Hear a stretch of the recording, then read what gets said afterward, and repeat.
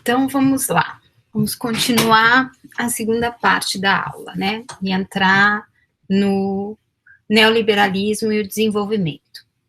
Bom, o neoliberalismo, ele começa, né, a se tornar uma possibilidade, uma alternativa na promoção do crescimento econômico entre as décadas de 1970 e 1980. Nesse período, houveram algumas crises que levaram, principalmente os países desenvolvidos, a algumas práticas para incentivar, né, o crescimento econômico. Então, essa diminuição do crescimento econômico nos países desenvolvidos, ela vai levar também à diminuição do consumo de importados produzidos pelos países em desenvolvimento. Entre algumas estratégias para reaquecer e responder às crises, houve a desvalorização do dólar, que desencadeou o aumento dos preços do petróleo, que também levou, né, teve um impacto bem forte nos países em desenvolvimento e dependentes do petróleo para produzir e mobilizar, né, o crescimento econômico localmente. Além disso, uma outra estratégia que acontece nesse período é o aumento dos juros nos Estados Unidos e também o aumento da proteção dos mercados nacionais, que vai impactar a entrada de produtos vindos de países em desenvolvimento. Então, essas várias crises que aconteceram nesse período, elas vão criar oportunidades de reflexão sobre o modelo vigente e a proposta de alternativas.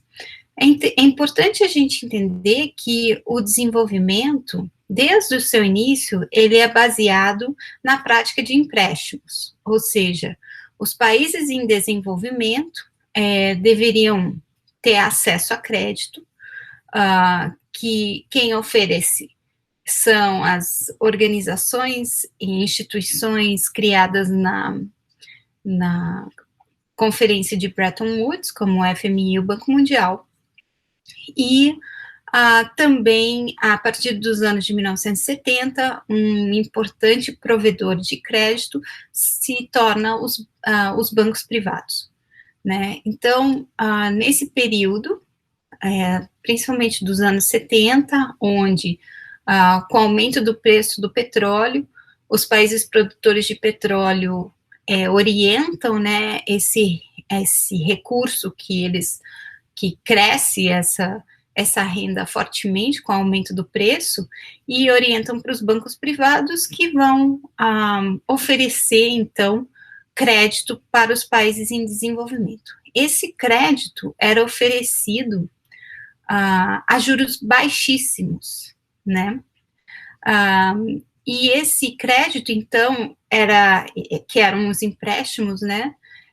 Ele financiava o crescimento econômico dos países em desenvolvimento. Então, esse recurso era aplicado no desenvolvimento, na expansão de infraestrutura, na inovação, né, de setores produtivos, e em função das condições favoráveis, muitos dos países em desenvolvimento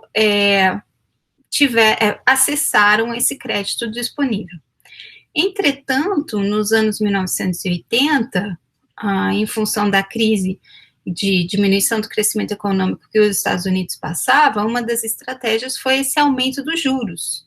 Então, para os países em desenvolvimento, isso foi muito complicado, porque, de repente, de uma hora para outra, a dívida que eles tinham, né, cresceu muito em função do aumento do valor dos juros, né, estabelecido pelos Estados Unidos. E isso leva a uma crise do pagamento da dívida nos anos 1980, que foi além do aumento dos juros, a diminuição do consumo de produtos produzidos pelos países em desenvolvimento. Essa combinação impossibilita, dificulta enormemente o pagamento dos juros das dívidas adquiridas nos anos 1970.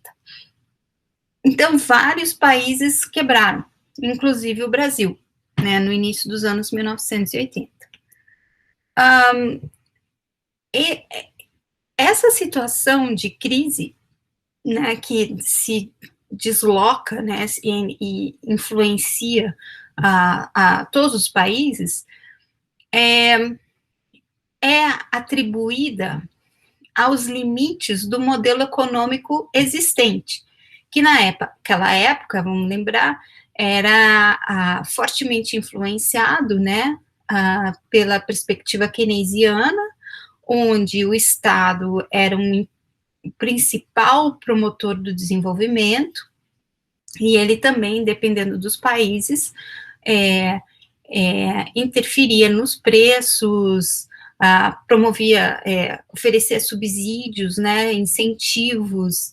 Então, ele começa a se questionar esse modelo em termos de eficiência, o papel do Estado nessa mobilização do desenvolvimento, e os teóricos neoliberais, né, que fazem essa análise crítica do modelo keynesiano, apresentam que as taxas de crescimento no contexto daquele momento eram baixas, né, eram menores se comparadas às práticas de mercado. Então, nesse sentido, a alternativa que se colocou foi a redução do papel do Estado, deixar o mercado definir o valor de salários e preços, então a intervenção do Estado, né, nas flutuações dos preços deveria ser abandonada, devia se investir no aumento da eficiência de alocação de recursos, né, então os recursos do Estado deveriam ser repensados a forma da sua alocação, e que também isso levaria à melhoria das condições de vida, né. Então, o neoliberalismo, ele se põe, então, como uma alternativa ao modelo econômico keynesiano, que promovia o desenvolvimento no mundo todo, e ele vinha, né, alinhado e fortemente influenciado pela economia neoclássica, onde a importância do mercado e o ajuste, né, dos preços em função da oferta e demanda devia ser o principal mecanismo de promoção do desenvolvimento, onde o Estado devia assumir um papel de regulador e não mais de protagonista, então um papel de coadjuvante na promoção do desenvolvimento. O neoliberalismo, ao mesmo tempo, ele mantém o desenvolvimento como um fenômeno uniforme e econômico, né, mantém os princípios que foram definidos a partir da teoria da modernização. Lembra que quando a gente trabalhou essa discussão das origens do desenvolvimento na semana 3, ficou muito claro, né, o quanto que a questão de definição do que é a pobreza e das formas de se combater a pobreza estavam dentro de um arcabouço econômico, e isso se mantém. E ele também, o neoliberalismo, vai reviver a perspectiva universal e modernista do desenvolvimento, ou seja, a mesma solução para todos os países, a referência, o Ocidente, né, a necessidade de transformação e de abandono das práticas tradicionais presentes em sociedades tradicionais, né, a mobilização da tecnificação e modernização da agricultura e assim por diante de todos os setores até se chegar numa sociedade de consumo. Na prática, né, como que isso se colocou, se concretizou? Se diminuiu, então, bastante o papel do Estado, o mercado se torna protagonista, os estados que antes eram donos de vários conglomerados industriais, esses conglomerados são privatizados, né? Então, eles são agora, não pertencem mais ao Estado. Os governos, a prática de governo muda, em vez de ser uma tomada de decisão centralizada, como acontecia no modelo keynesiano, ela se torna descentralizada, dando mais apoio às esferas locais para a tomada de decisão, e além disso, abre um espaço de negociação e participação da sociedade civil e do setor privado, junto com o Estado, na definição das práticas de desenvolvimento, né, porque na perspectiva neoliberal, essa participação servia para reposicionar e tirar o poder do Estado como único tomador de decisão. Nesse mesmo período surgem as organizações não governamentais, que se tornam representantes, né, da sociedade na participação desses espaços de negociação.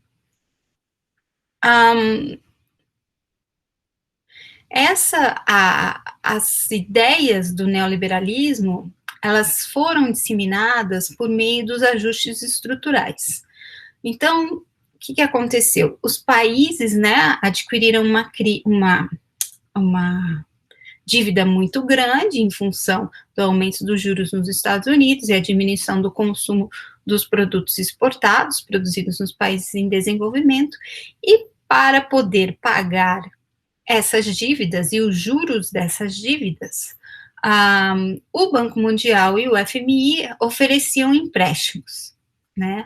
Inclusive, eles assumem grande parte da dívida dos bancos privados e criam, então, esse canal de acesso a crédito com o objetivo de quitamento das dívidas mas principalmente do pagamento dos juros dessas dívidas, né?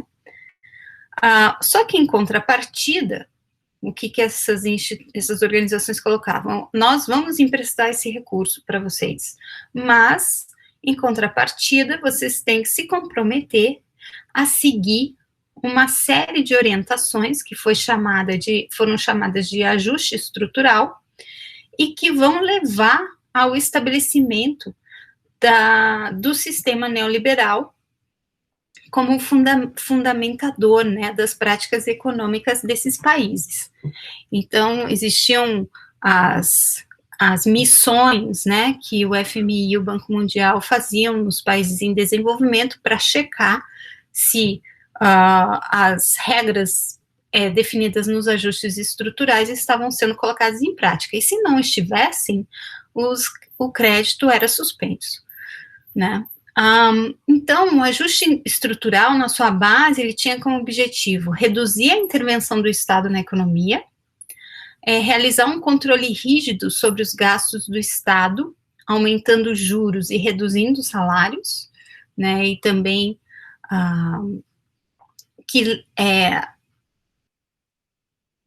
além dessas duas práticas, também era promovida a promoção do crescimento de produtos para exportação, então, fortalecer as áreas que produziam, né, produtos voltados para exportação, que no caso dos países em desenvolvimento eram principalmente produtos primários, né, produtos agrícolas e minerais.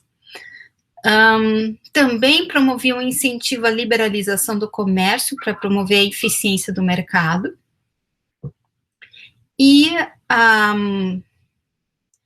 por fim, ela diminuía, né, a importância do Estado como mobilizador do desenvolvimento. Então, esses eram as grandes orientações, né, que o ajuste estrutural promovia e que, então, criava as condições para a implementação do neoliberalismo. Bom, em função dessas reformas, e que, inclusive, levaram a reformas das leis dos países, de regramentos, de instituições, né, de propriedade, essas mudanças, ela, mesmo que esse não fosse o objetivo, mas ela reforçou desigualdades sociais e econômicas. Porque entre esses cortes de gastos, havia uma redução muito drástica com serviços relacionados à saúde e educação. E isso levou, e também a contratação de funcionários pelo Estado, e mesmo o investimento do Estado no setor de infraestrutura e tudo mais, que vai, então, diminuir a oferta de empregos. E essas condições, então, levam uma parte da população que já era vulnerável a uma situação de vulnerabilidade ainda maior, né? E contradizendo, inclusive, o propósito do desenvolvimento, que é o combate à pobreza. Essas consequências gerou uma oposição política doméstica, onde alguns grupos se beneficiaram mais do que outros grupos. E isso, então, criou uma tensão interna que desestabiliza, né, o cenário político, e que as consequências disso vão aparecer nas eleições futuras. E essas consequências levam, então, o Banco Mundial a repensar as práticas do ajuste estrutural, principalmente com relação aos cortes de gastos do Estado, né, e não que ele mude a sua orientação neoliberal, mas ele vai possibilitar uma reflexão interna sobre a necessidade desses ajustes e como esses ajustes devem ser moldados de forma mais específica para realidades daqueles lugares, mas, então, ele flexibiliza um pouco, mas não muda na sua essência. Uma outra prática, né, e lembrem-se, percebam o seguinte, essas várias teorias que eu estou apresentando para vocês, elas têm reflexo na prática, são as teorias que foram apropriadas pela instituição do desenvolvimento e que orientou o desenvolvimento de programas, de políticas, de legislações para promover o desenvolvimento a partir dos princípios que essas teorias se embasam, né? E não quer dizer também, elas enfraquecem, mas elas retornam, elas não somem totalmente, né? E o que se observou a partir dos anos 2000 foi não o surgimento, mas o fortalecimento de práticas que são chamadas dos estados desenvolvimentistas. Então, nesse período dos anos 2000, China, Índia, Brasil apresentaram um crescimento excepcional, inclusive maior do que os países desenvolvidos, né? A Rússia também apresentou uma estabilidade política e econômica e entrou numa fase de crescimento, né? Após o desmembramento da União Soviética, né? Os anos 90 foram uma década muito tumultuada na Rússia, e nos anos 2000 ela entra, né, como um capitalista e começa a crescer de forma bem atuante. Também nos anos 2000 ocorrem eleições de candidatos de centro-esquerda na América Latina, e que, de certa forma, foram consequência dos resultados promovidos pelos ajustes estruturais, que levaram àquele desequilíbrio e aumento, não desequilíbrio, mas aumento da desigualdade, né, e da pobreza nos países que tiveram que seguir a cartilha dos ajustes estruturais.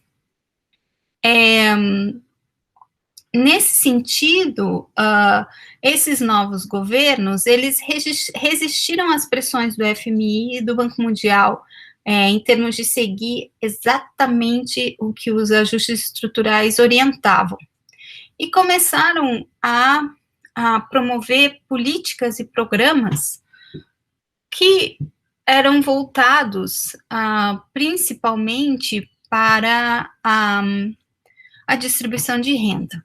Mas isso só foi possível e ganhou força, né, quando esses países, muitos deles priorizaram o pagamento do débito, né, dos juros, das dívidas com o FMI e o Banco Mundial, e que isso, então, os libertou da necessidade de seguir os ajustes estruturais e trouxe uma certa autonomia política, que influenciou também nas escolhas dos programas e características, né, dos projetos de incentivo ao desenvolvimento. Então, esses novos governos, eles tinham uma influência, principalmente os da América Latina, uma influência das teorias da dependência, né, daquele período dos anos 60, do entendimento dessa relação de dependência do centro-periferia, e começam a trabalhar no fortalecimento de novas relações, né, de comércio, inclusive. Ela vai trazer essas novas práticas, elas vão trazer atenção para o papel do Estado nos processos de industrialização. Então, vejam que não necessariamente ele é influenciado ou inspirado, né, pelo modelo keynesiano, nesse sentido do papel do Estado chave nos processos de industrialização, e que os Estados é que promovem o desenvolvimento capitalista em seus países, né, então ele cria as condições para que esse desenvolvimento aconteça. E o papel do Estado se torna um mobilizador e promotor da diversificação da economia. Então, ele vai criar a base para o desenvolvimento. Então, é diferente do que foi no passado, onde os estados eram donos das indústrias, né? Agora, não, o Estado vai promover o desenvolvimento, e vai, por meio da criação dessa base, né, em termos de disponibilização de crédito para inovação, para desenvolvimento de tecnologia, para a melhoria da qualidade do maquinário, ou infraestrutura, o que seja, né, então, mas ele não vai estar conduzindo, promovendo esse desenvolvimento integral, né, ele vai estar ali no início, das condições para que esse crescimento econômico se constitua. Então, como eu disse anteriormente, a característica, né, nesse período dos anos 2000, foram políticas voltadas à distribuição de renda. Então, isso foi um sucesso, né, e se torna uma referência no mundo todo, inclusive para países desenvolvidos também. Nessa nova condição nesse contexto de estados desenvolvimentistas, a China se torna a chave na promoção do desenvolvimento, mas não necessariamente dentro daquelas instituições promotoras do desenvolvimento, como o Banco Mundial e o FMI, mas a China, com recursos próprios, ela começa a investir em infraestrutura nos países em desenvolvimento. Mas ela não necessariamente oferece crédito, mas ela vai desenvolver parcerias com os estados desses países para a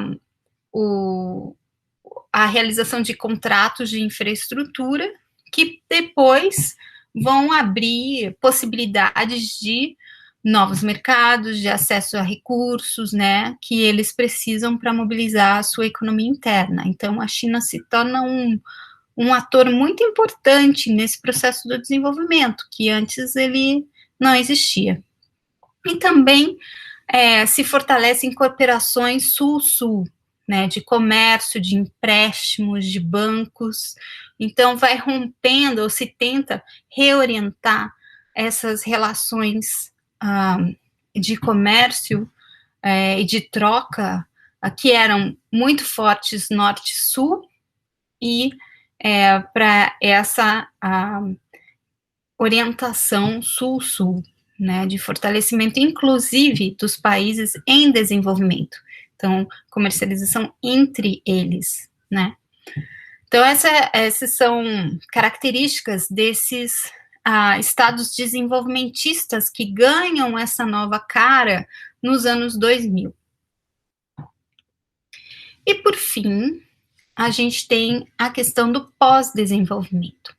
Então, até agora, né, a teoria da economia do desenvolvimento, mesmo a teoria da modernização, não vou dizer que era uma leitura economista, mas da economia, mas a economia do desenvolvimento, as teorias da dependência, o neoliberalismo, né, o mesmo estados desenvolvimentistas, eles foram, e mesmo da modernização, sim, eles têm são teorias econômicas, né? O pós-desenvolvimento não é uma teoria econômica. Ele vem de autores dos estudos culturais, que se posicionam como antropólogos, alguns sociólogos, geógrafos, e que vão, cientistas políticos, cientistas sociais, e que vão fazer uma crítica muito, muito forte com relação ao desenvolvimento. E essa crítica, ela vai surgir nos anos 1980, 1990. Essa perspectiva do pós-desenvolvimento, ela é uma posição de oposição ao desenvolvimento. Então, ela vai rejeitar totalmente o paradigma do desenvolvimento.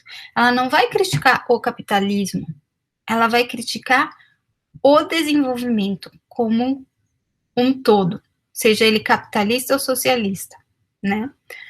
Ela chama a atenção, essa leitura do desenvolvimento, para a invenção do desenvolvimento, ou seja, essa questão que a gente já vem tratando aqui na disciplina, né, que o desenvolvimento se constitui como narrativa, como campo de poder a partir da Segunda Guerra Mundial, se oficializa a partir do discurso do Truman, em 1949, né, e se coloca como algo a ser atingido pelas nações que, de repente, são consideradas subdesenvolvidas, a partir de uma definição de pobreza fundamentada por conceitos econômicos, né, e que desconsidera as especificidades culturais e tradicionais e sociais de populações tradicionais, né, e simplesmente a coloca numa categoria única de pobreza e de inferioridade.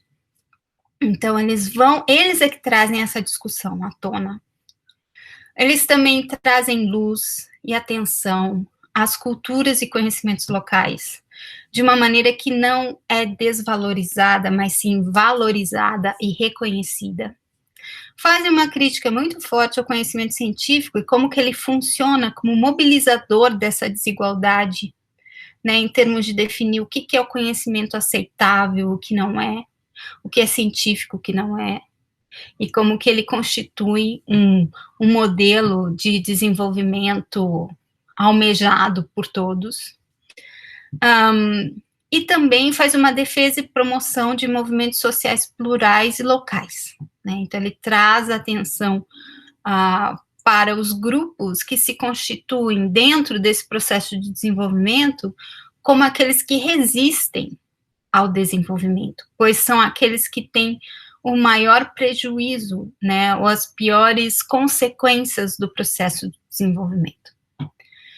E, então, o pós-desenvolvimento, ele se coloca como uma alternativa ao desenvolvimento, e não um desenvolvimento alternativo. Porque, como eu disse no início, ele nega, rejeita totalmente o paradigma do desenvolvimento, né? Então, por isso, ele se põe como a necessidade de uma alternativa ao desenvolvimento. Ele foi influenciado por acadêmicos, né?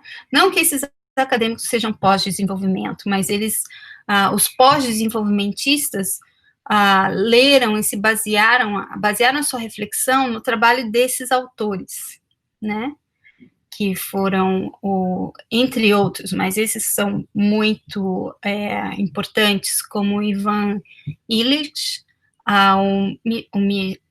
o Michel Foucault, o Gandhi e o Frantz Fanon. Então, são autores que muitos de vocês já devem ter lido ou lerão, né, e eles fazem uma leitura muito interessante, né, dessa relação da construção do outro, né, a partir do Ocidente, né, entre outras, principalmente os anticoloniais, né, os autores anticoloniais, mas vai mostrando fortemente essa questão de poder e de diferenças e construções de práticas e tal. E, como eu disse anteriormente, o pós-desenvolvimento, então, ele não vai se limitar à crítica ao capitalismo, unicamente. Porque ele vai dizer que os problemas do desenvolvimento, que eram, por exemplo, nas teorias da dependência, eram uma crítica ao sistema capitalista, na verdade, esses mesmos problemas se reproduzem num modelo socialista. Então, não é se é capitalista ou não, o problema não é ser capitalista, o problema é o desenvolvimento.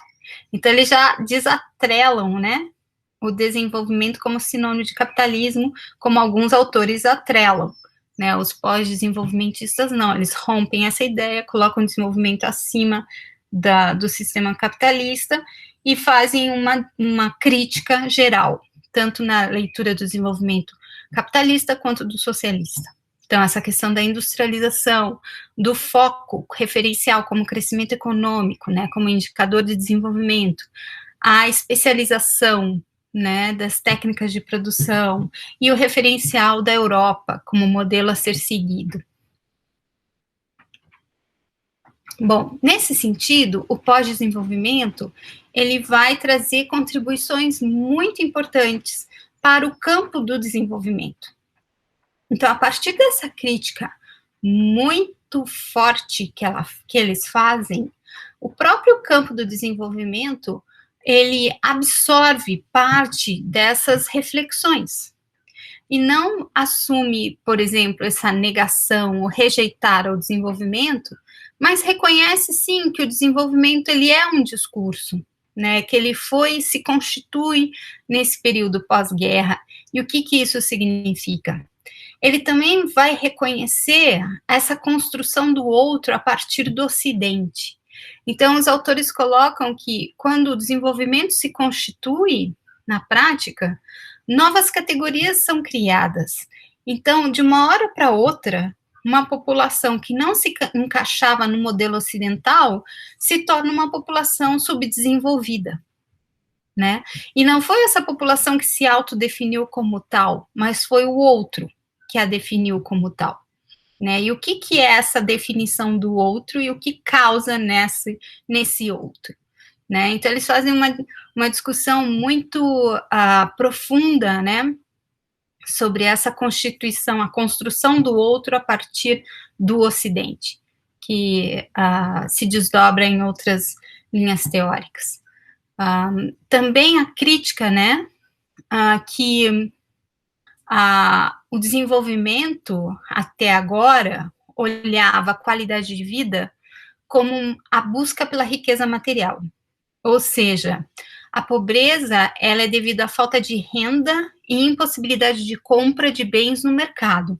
Então, ele atrelava a questão da pobreza, né, e o resolver esse problema por meio da inserção desse pobre num sistema de produção, onde ele é capaz de ter renda e que proporciona a ele a compra de bens no mercado. Então, existe um caminho, né, que ele tem que estar inserido nessas relações de trabalho, de compra e venda do seu trabalho, dentro de um sistema que o possibilita, então, a compra de bens que garantam uma qualidade de vida. Enquanto que, para os pós-desenvolvimentistas, a pobreza é a falta da capacidade de satisfazer as necessidades básicas. Então, não quer dizer que só existe uma maneira de satisfazer as necessidades básicas. Existem várias maneiras de se satisfazer as necessidades básicas, e isso tem que ser considerado no momento de combate à pobreza. Ou seja, não apenas oferecer um caminho através dessas relações de troca, né, de compra e venda de mão de obra e de acesso à renda como único caminho para se satisfazer as necessidades básicas. Que é possível satisfazer as necessidades básicas por meio de propriedades coletivas, do uso comum de recursos, ou da divisão da produção, né, com práticas distintas de comercialização. Então, um pouco que lembra a gente a discussão do Polanyi, trazendo ideias de que não existe só um sistema econômico, né, que existem vários sistemas econômicos, e que as relações sociais, as organizações sociais, como que elas se relacionam, né, com esses sistemas econômicos. Mas, como vocês podem imaginar, da mesma forma que o pós-desenvolvimento fez uma crítica muito forte com relação ao desenvolvimento, uma crítica que nunca havia sido feita na sua intensidade, inclusive propondo que o desenvolvimento por si deve ser abandonado, né, negado, rejeitado, enquanto que as outras críticas até aquele momento eram de ajustes a um modelo de desenvolvimento. O pós-desenvolvimento também recebeu críticas muito fortes, né, e entre elas estão a questão de que ele ignora as conquistas da modernização, que, querendo ou não, houve um aumento da expectativa de vida, a diminuição da mortalidade infantil, a diminuição de índices de fome, né, aumento da produção agrícola. Então, querendo ou não, o processo de modernização, as conquistas da modernização via desenvolvimento são ignoradas, né? Ocorreram e são ignoradas pelos pós-desenvolvimentistas. Também eles consideram como referência, os pós-desenvolvimentistas consideram como referência as populações tradicionais, principalmente aquelas que mantiveram suas práticas sociais e econômicas e políticas pré-desenvolvimento, né? Então, a gente não está falando daquelas populações que perderam o contato, né, as relações que as definiam como tal, mas sim daquelas que se preservaram, apesar de todas, com a resistência, né, e apesar de toda a pressão que o modelo de desenvolvimento exerce sobre esses grupos. Mas a crítica que é feita sobre isso é que os pós-desenvolvimentistas, ao valorizar essas populações tradicionais, eles também deixaram de considerar os problemas que elas apresentam também, como, por exemplo, a questão de discriminação com relação às mulheres, a desigualdade hierárquica entre os grupos, né? Então, não quer dizer que é uma população tradicional, que ela é igualitária, que ela é justa. Então, ela também pode ter problemas, né? Então, o que se aproveita, né? Não é simplesmente por ser tradicional que aquele é o modelo a ser seguido por si só. E também desconsidera que as práticas culturais são dinâmicas. De novo, ao olhar para as populações tradicionais, assumir que aquelas populações também não mudaram, né? E, na verdade, elas mudam, todos mudam, né? E então, como ter como referência, reconhecer essas alterações e essas transformações. Então, essas foram algumas das críticas que o pós-desenvolvimento recebeu. Mas, ao mesmo tempo, muitas das questões que o pós-desenvolvimento coloca hoje fazem parte da discussão e da base conceitual do campo do desenvolvimento, né? Então, isso é bem interessante observar. Bom, para a gente terminar esse grande bloco, que foi essa discussão das diferentes perspectivas teóricas que influenciam e influenciaram o desenvolvimento, eu queria pontuar algumas questões. E também, de novo, chamar atenção ao que eu tinha falado no início da primeira parte da aula, que isso não é uma aula de economia, porque eu não sou economista, mas isso é muito mais contar uma história, né, das mudanças das diferentes teorias econômicas e o seu impacto na prática do desenvolvimento, né. O que eu queria que vocês levassem também dessa discussão é que o desenvolvimento, até hoje,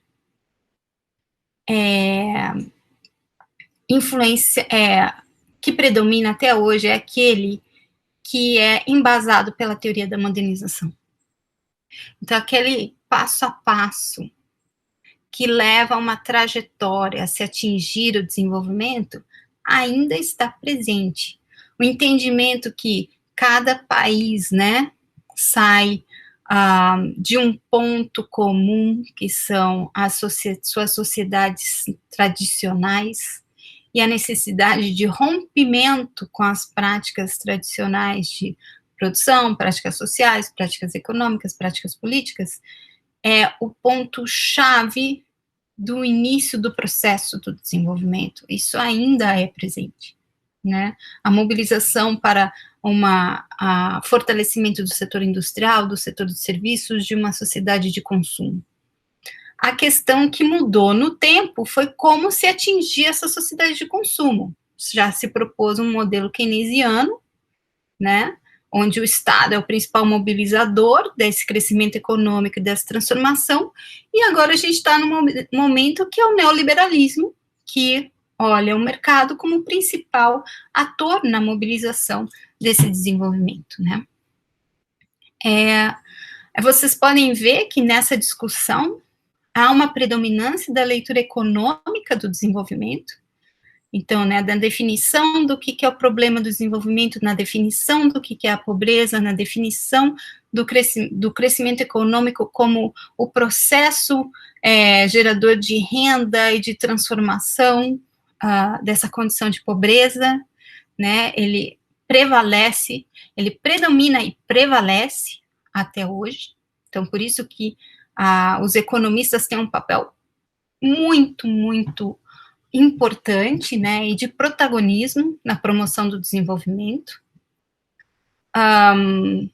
O foco ainda predomina são em indicadores de crescimento econômico, como o PIB, né, que isso é originalmente, desde o início, é um indicador muito importante, e são utilizados outros hoje, né, desde também dos anos 80, 90, o IDH, que já vai olhar que não é só uma questão de crescimento econômico, mas também de distribuição de renda, e vai olhar o que isso significa, né, e tentar capturar, mas ainda as estratégias de mobilização e de promoção do desenvolvimento estão atreladas fortemente ao crescimento econômico. Né? Então, não existe, dentro do campo do desenvolvimento, da leitura predominante, o desenvolvimento sem crescimento econômico para os países em desenvolvimento. Né? Então, isso ainda é muito, muito presente. E, ao mesmo tempo, nos últimos anos, vamos dizer, nos últimos 2, 3 anos, a gente vem acompanhando uma crise nesse modelo que se instituiu no pós-Segunda Guerra, né, a partir de Bretton Woods e das suas instituições e também das Nações Unidas, um modelo multilateral de desenvolvimento,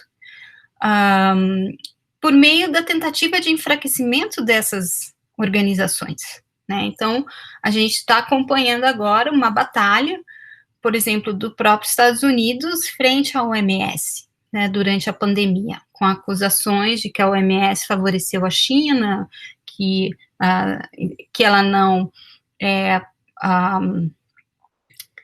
promove, né, ou não trabalha para todos, né, e isso para outras organizações multilaterais também tem sofrido com uma tentativa de desvalorizar, enfraquecer, inclusive com recursos econômicos, né, corte de recursos, a sua atuação internacional. Também se percebe uma resistência em reconhecer as mudanças climáticas, né, que é um problema global, que que necessita de ações globais, multilaterais também. Então, a gente vê um movimento de fechamento de uma série de práticas que se abriam, né, no pós-Segunda Guerra e que fazem parte da promoção do desenvolvimento, de abertura, de troca, de aumento do comércio internacional, de fluxo de pessoas, de bens e tal, você começa a ver um fechamento, né? E isso foi Brexit, isso também se representa na eleição, na primeira eleição, ou, vamos dizer, na eleição americana que elegeu o Trump, em outros países também. O crescimento de lideranças populistas, que então tem essa agenda, né, de nacionalização, de proteção, de fechamento, a gente está passando por um período muito forte de austeridade e de cortes, né, desde a crise de 2008, que passou pelos países do norte e agora estão fortes nos países do sul. E também, em função disso, a gente está observando uma nova fase de pressão sobre as comunidades tradicionais e suas terras, né, sobre essa cultura.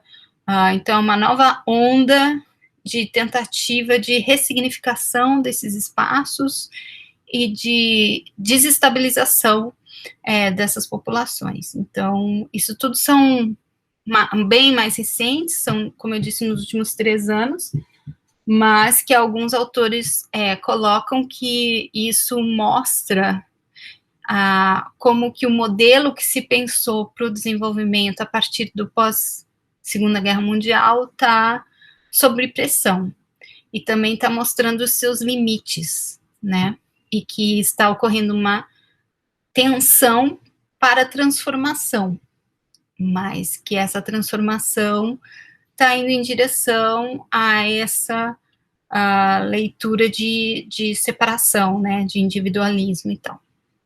Então, a gente vai continuar a observar isso. Bom, eu paro por aqui. Essas são as referências que eu usei para preparar essa aula de vocês, que eu acabei de apresentar, e aqui são as leituras adicionais que eu incluí, caso vocês queiram se aprofundar em algumas das abordagens que foram trazidas, né, porque como eu falei no início dessa aula, essa leitura, esse conteúdo, ele é muito amplo, eu só dei uma pincelada, ele é muito mais profundo, vocês devem já ter explorado muitos desses conceitos e perspectivas teóricas em outras disciplinas, e se não exploraram ainda, vão explorar. Então, isso aqui é mais para vocês terem uma ideia de como que eles influenciam no processo de desenvolvimento, e também chamar a atenção, né, já vou dar um spoiler ali aí para os próximos módulos, porque a gente está encerrando em termos de conteúdo o módulo 1 com a semana 4, a temática ambiental, né, onde que entra nessa discussão toda que eu acabei de apresentar para vocês. Então, a gente vai explorar mais a fundo nos próximos módulos que vêm a seguir na disciplina. Então, é isso. Boa semana para vocês. Tchau.